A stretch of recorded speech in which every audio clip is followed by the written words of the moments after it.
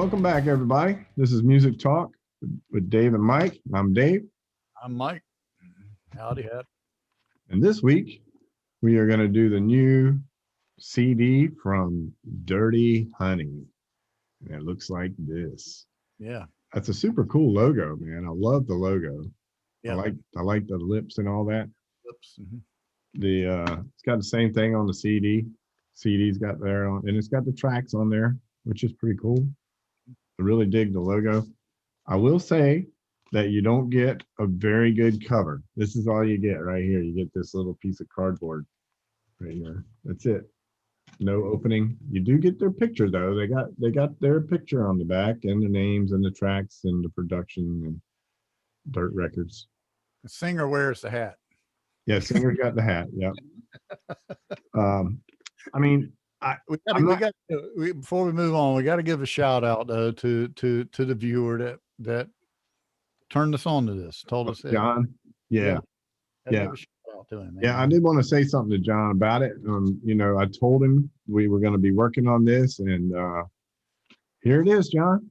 I hope you comment on it. Let us know what you think about it, because I know you've probably heard it too. I actually told him, I had it pre-ordered at the time, and I told him we'd do the review as soon as it came in. So I'm really excited about this album. I've been waiting for it for a while now.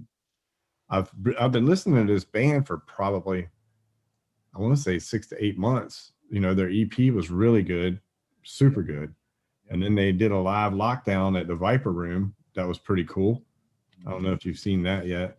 No, not yet. I've dug into a little bit of their other stuff off the, not on the album, but I caught a couple of live tracks.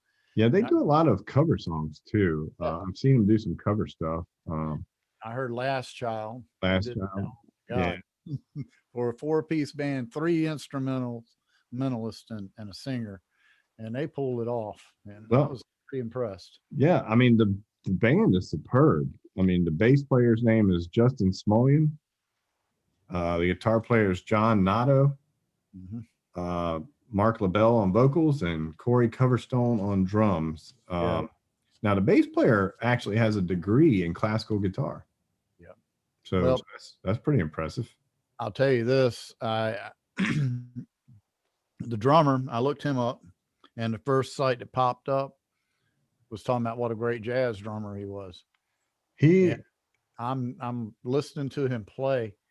The boy's got some chops. Yeah, and him and the bass player I think they played prior to them getting together with this band, because when they got together, it was just I want to say the singer and the guitar player, and then they picked up Justin on bass, and then they were looking for a drummer. They were having problems finding a drummer, and Justin suggested Corey because he had known him from the past. So I'm thinking they played together in the past.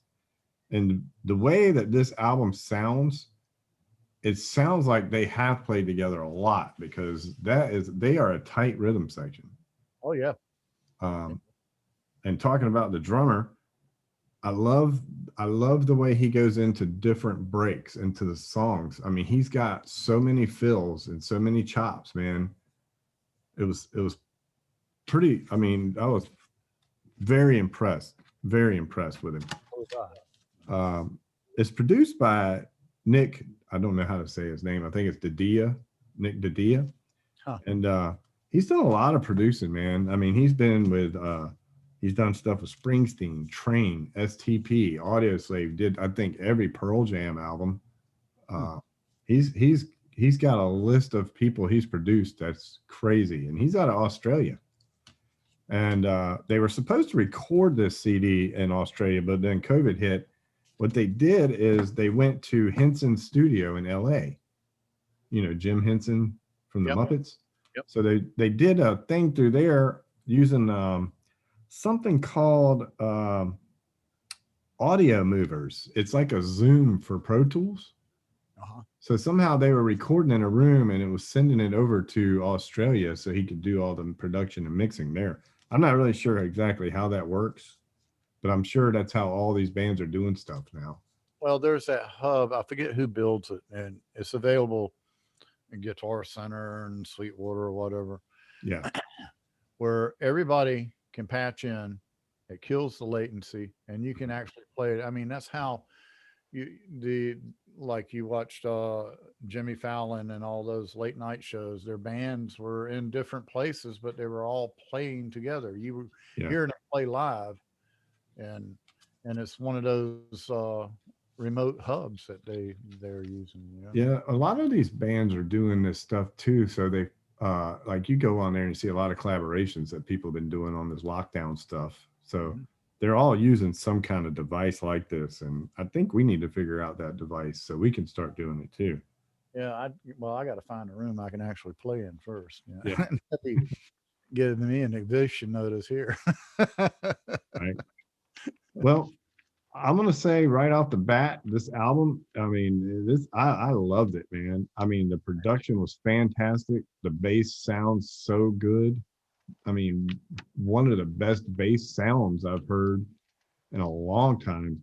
I want to say the production of this reminds me a lot of the Dead Daisies Yeah, album.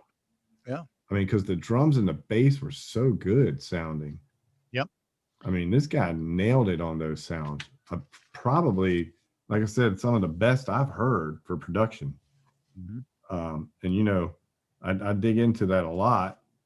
And you think back to some of the ones we've listened to, and a lot of the ones that we liked seemed like the productions were pretty good too. Like Oh, Wishbone Ash had good production. Guns, Blue Oyster Cult, they were Right? I mean, all right in line. yeah. So some of this production nowadays, and it seems like a lot of it's coming from overseas to me. You know, I mean, Well, you got to look at it this way too. And I'd love to dig in a little bit more on the production. I wish I'd had more time this week to do that. I really feel like a lot of what we're hearing with these better produced albums, we're hearing a mixture of analog and digital happening. You know, it's not a total digital thing. well, And that's why there's a lot of dynamics. yeah. There's a lot of sound coming out of a few instruments. You know, Well, that's what Nick wanted out of this. I mean, he said he wanted the raw sound, and I think he achieved it on this because this is you listen to this and it's like you're listening to him live. It really yeah, is. yeah.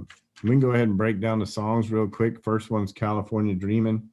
You Yep. kind of hear that title and you think California Dreamin', right? But it's not like that one.